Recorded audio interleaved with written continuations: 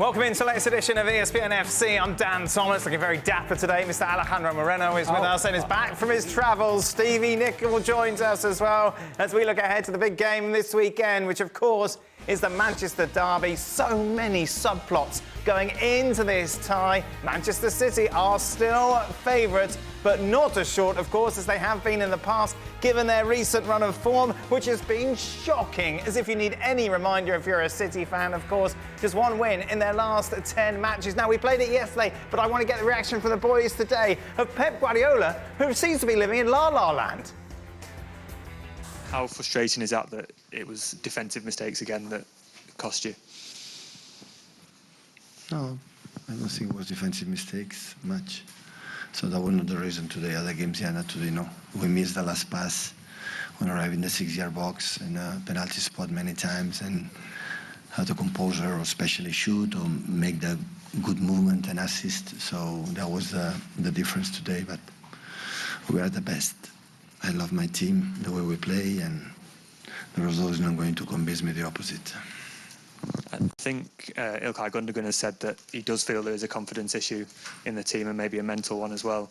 Did you see any of that today? I know yesterday you were saying that there's no confidence. I'm not agree with Ilkay.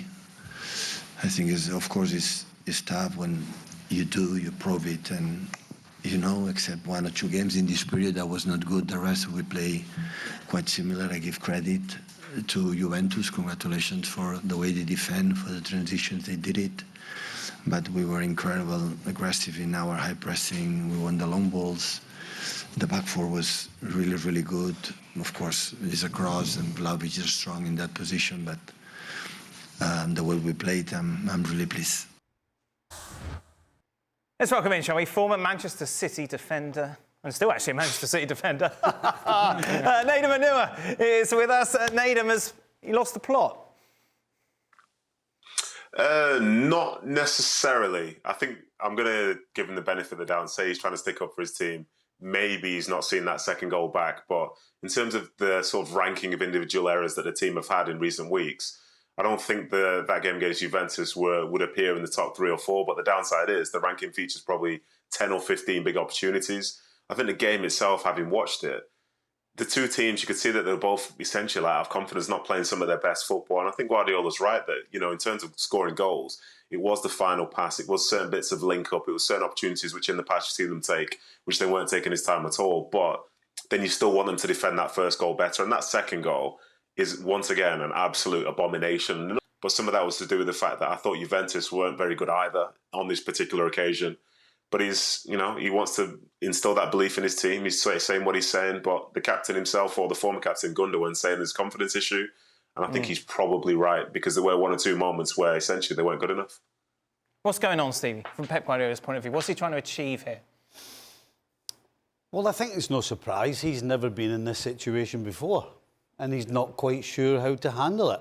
He's probably thinking to himself, I'm going to have to stay behind the players, keep prepping them up, keep talking them up, try to keep the confidence up.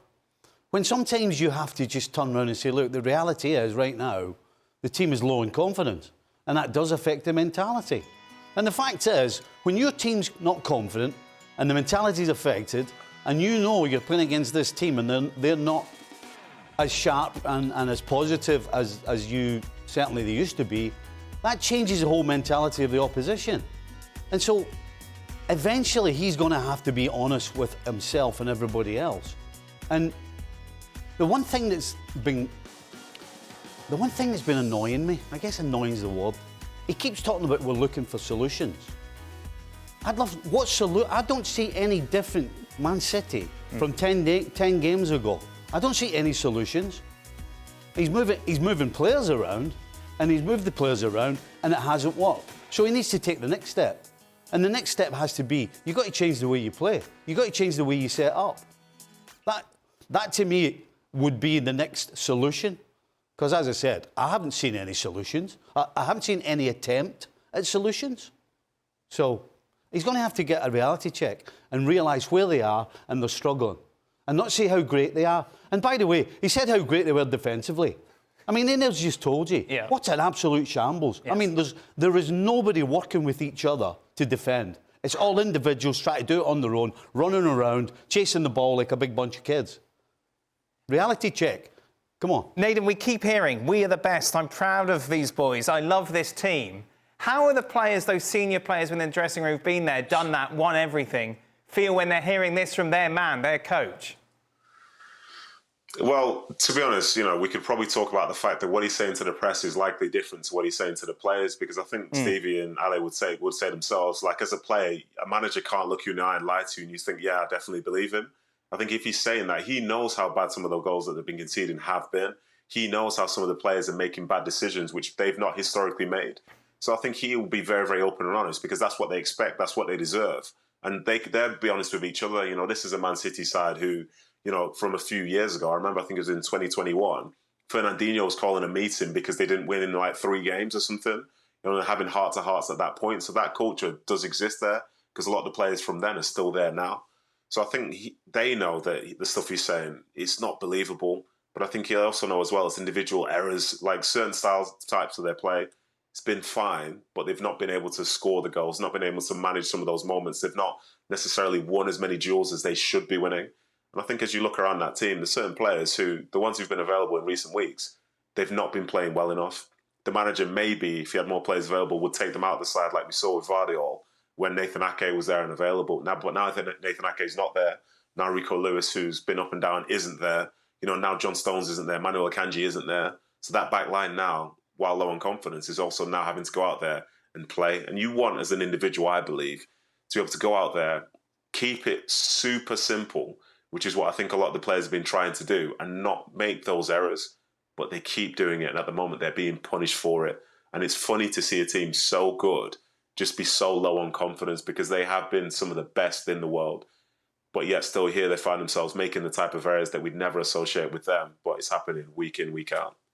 And it's incredible, and it's good that you're with us, Stevie, because you can kind of give us an insight into this, because you think your Liverpool team in the 80s had some of the best players in the world, had this incredible... Let's just remind you what Stevie won at Liverpool. You take a look at Champions League, 5 times you were champions of England, and it was that 5th time, which was the last one, for 30 years, where it just kind of went... Like, what is that like, from playing almost without thinking to, as Nedum says, trying to keeping things as simple as possible because you don't want to make a mistake? Well, the first thing that you do is you look at the coach. We're all experts when we're playing and things are going well, and I would do this and I'd do that. But when things start going wrong, everybody looks straight to the coach to change it. And if he looks as though he's unsure, 100%. That goes on to the players. Even though it's Pep Guardiola, even though you've got people in your team who've won it 5 times, who's been there, everything. Everybody's looking at the coach. What's he going to do? And then if he doesn't do anything, which I'm suggesting, he hasn't, in my opinion, done anything. What's the definition of insanity? You know what I mean? That's basically what we're doing here. He's sitting game after game saying how great they are, how good they are, but yet he's got 1 win and 2 draws in the last 10. I mean, come on. You need to show the players now. Okay, it's okay being the coach when every player you have is as good as anybody else in Europe.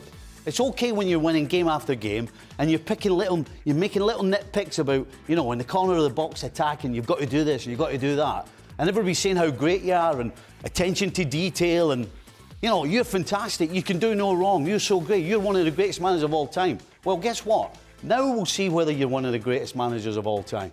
We've been talking about Ancelotti with Real Madrid, how when things are up against it, he does make changes, he changes the tactics, he changes how they play, he changes whether they sit, he changes whether they squeeze. Pep's done absolutely zero of that. Absolutely zero. And we're 10 games in to a horrendous run, and so far, from a coaching point, do we see anything that he's tried to do? Because I certainly don't. Please tell me if I'm wrong. It fascinates me, Ali, as a player, and when you're a senior player as well. Despite all your experience and the hundreds of games that you played, you're still looking at the coach to be your man, to be your leader. That is if you trust the manager. And I have to imagine that this coach, that these players obviously trust Pep Guardiola. That has to be the case given the success that they have had together. And that's how you build trust. To Stevie's point, if you're a senior player, if you're a young player, if you're if you're at the top of that roster or at the bottom of that roster, the one thing that you have in common is who's our boss, who's our leader, who's the person that we look to resolve a problem that seemingly we can't solve ourselves.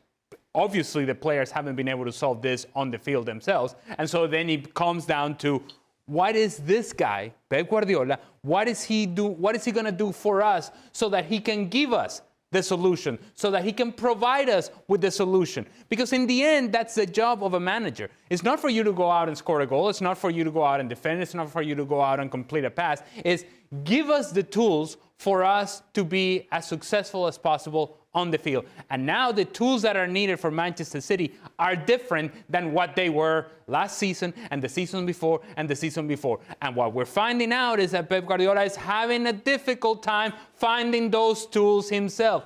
I think the players know this, and I think he knows this. This is not just last week. This is not just the week after that. No. This is 6 weeks, 2 months worth of struggle, and yet we continue to see the same thing. And Stevie just mentioned that. I would suggest, it must have been about 6 weeks ago that we sat in this studio and we talked about, hey, Rodri's not going to be back, right? Okay, so you got Kovacic, and he needs help. Maybe you play with a double pivot.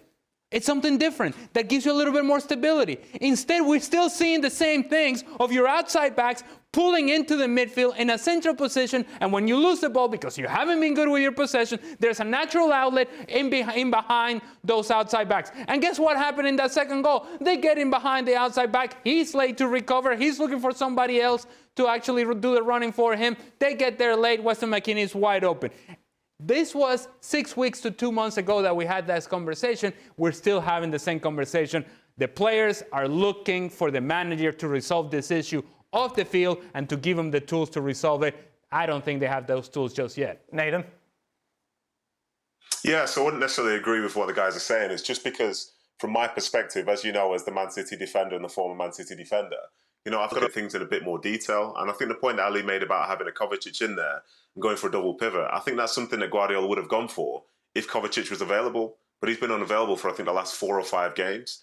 So as a consequence, especially with the injuries at the back, Rico Lewis, I think, is a good player and I think he'll have a great career. But the amount of football that he's played to this point in the season has been through necessity as opposed to choice, in my opinion. And I think, for example, in the second goal against Juventus, a more experienced player wouldn't, instead of trying to get back to left back, you just cover the middle, you cover the spaces, you plug the gaps. But he's not been able to sort of understand that at this moment in time. So you want Guardiola to make a change, but at the moment he's making changes according to what he has available. I think for the 10 games where they've been bad in terms of the results, within every game there's always a spell where they're doing probably better than the result would lead to. But so many individual errors, like the game against Crystal Palace the weekend, Kyle Walker loses a header to Lacroix. We could say, give someone else a different chance to go and mark, but then Kyle Walker puts himself in another position and where he's going to be in a zone trying to head it, and he's probably not as good at that either. I think there's a lot of individual errors. I think some of it's down to selection. I think availability, the more players have available, the better the team feels like that he puts out for any particular game. And going into that Nottingham Forest game, for example, he decided, based on the defenders he had available, he's going Akanji, he's going Ruben Diaz, he's going Nathan Ake, and he played Vardiol. That leaves Kyle Walker on the bench who wasn't having the best of seasons. That leaves Rico Lewis on the bench who's having a very up and down season at the moment. He puts 4 players in there who he trusts a bit more, and results a better result. They still have 1 or 2 mistakes, but it's a better result. He puts Stefan Ortega in goal. It's a better result, somebody who's higher in confidence. So I think in totality, if it was the same players for the whole 10 games, then some of the points that you're making I would fully agree with. I agree with it to a certain extent, but there's a lot more nuance, there's a lot more detail to it. And as a consequence, each game has felt different, each spell has felt different. But I think with Kovacic coming back in and 1 or 2 others in this next spell, we'll get a better idea of whether they're actually finished for the season or whether it's been a case of they've not been able to find the confidence and have the selection that they needed for what's ended up being the toughest stretch of their careers for these players and definitely for this manager. I understand you're talking about the nuances and somebody's not available and somebody's injured and he's not 100% fit. But there are some glaring problems staring everybody that seemingly Pep doesn't get. And the biggest one of all is that the back line is getting exposed for fun. And when they're being exposed, you can call it mistakes, you can call it whatever you want, but they're being exposed and they're not handling it and they're losing goals. So what would be the first thing you did? Don't expose them then. Set your team up in a way where they don't get exposed. Now, if that means that you don't push the game and you sit tight and be compact, then what you're doing is you're just trying to give yourself a break. Try and get some confidence back. And then when you start playing better and then you're not losing goals all over the shop, then you can start playing the way Man City we expect or the way Pep wants to play. But you can't just keep turning up and then looking at it and saying, well, we've got injuries and we've got suspensions. At the end of the day, you're the coach and you've got to put a team on the field that's going to get a result. And if that means that you look after your back line by not exposing it, by setting them up not to get exposed, then that's what you do. You don't just keep carrying on. That makes no sense. The point there, Steve, is you got to apply the tourniquet at some point. You're bleeding out. It's happening. It's in front of us. Bleeding out. So take different measures. Apply the tourniquet. Stop the bleeding. Stop the bleeding. What are we applying? The tourniquet. Tourniquet. Oh, I've never heard of that before. Oh. No? What's the tourniquet? Oh, you get something, you tie it so Yeah. that the blood doesn't flow. Oh, really? Hey. Wow. Cool. I like it. Got technical there. Hey, no, I like learning. Stop the bleeding. It's my point. Stop the Use bleeding. the tourniquet. Yes. Thank you, Dan. There we are. You see, every day's a school day. Nedum, I know we talked a lot about Manchester City today and yesterday, but just one last thing with you. What's your theory on Phil Foden? My theory? Are we talking about his form, or because to be honest, I think he's ended up being like one of probably several England players who've had a really bad season so far. And the talk is, and again, Man City and lots of other clubs are very good at keeping certain things that say are not extracurricular, but things not necessarily related to football.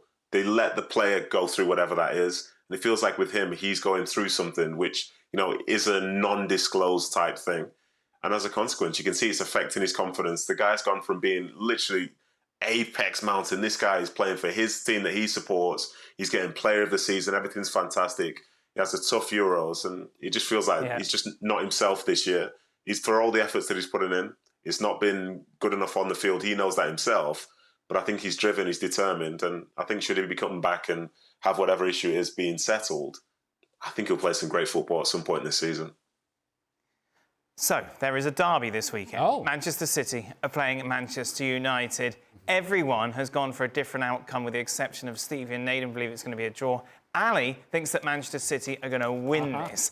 I think Manchester United are going to win this. Jan, Frank and Kay are all going for a City win. Meanwhile, where should we start? I'm going to start with you, Ali. Why? Given everything that we've just said, is it suddenly going to click this weekend? Well, I don't think it's suddenly going to click. Because I think there are two teams on the field, and it's really hard. While it is hard to make an argument for Manchester City, it's even harder to make an argument for Manchester United. And well, I'm sorry. Have you seen Manchester United play? I have seen Manchester United, but I've seen glimpses, glimmers, sparks. You're looking for the same nuances that Nedum is looking for. I just think they have found the tourniquet quicker than Manchester City will. Speaking of the tourniquet, I think this is a moment in which we see Manchester City not necessarily turn a corner, but be slightly better than Manchester United. And in order for Manchester City to be slightly better than Manchester United, we've talked about the players, we talked about the manager. I think it's going to be important that we talk about the fans in that stadium. And they're going to be bad.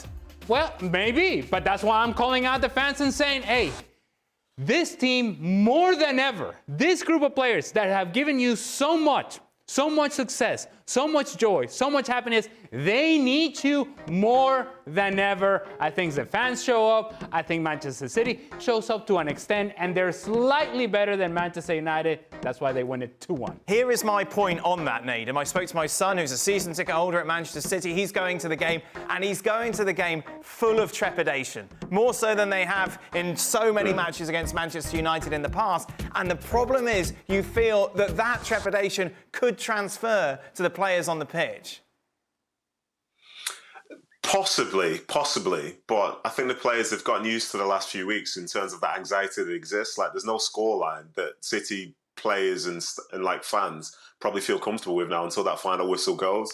But I think the fact that it's a Manchester derby, it sort of takes the context of whatever's going on in the season away from it anyway. I think we've seen in the last few seasons that, whatever's going on in the league, whether City are top, United are pushing for top, United mid-table, whatever, kind of like the FA Cup last year, the game's the game itself. I think for both teams as well, what a way to sort of spark this next stage of the season for them, this very important Christmas period. Well, here's the Manchester derby. If you find a way to win this, the belief is enormous. If you've got 40-odd thousand City fans celebrating, that's enormous for City. If you've got the 5,000 United fans singing, that's enormous for them. You know, they can enter the top half of the table, which seems a crazy thing to say. So I wouldn't necessarily think that anxiety as such is going to make the game harder. I think in some ways, the Man City fans in this derby game will have to feel like an underdog at times because they're going to suffer. I think United, for as weird as it may sound, in this particular moment, are probably in a better position in terms of like what they're building for. Whereas for City, it feels like they're heading in the other direction. But I think as your son is going to be going there with anxiety, I think it's normal to feel that when it's a Manchester derby anyway.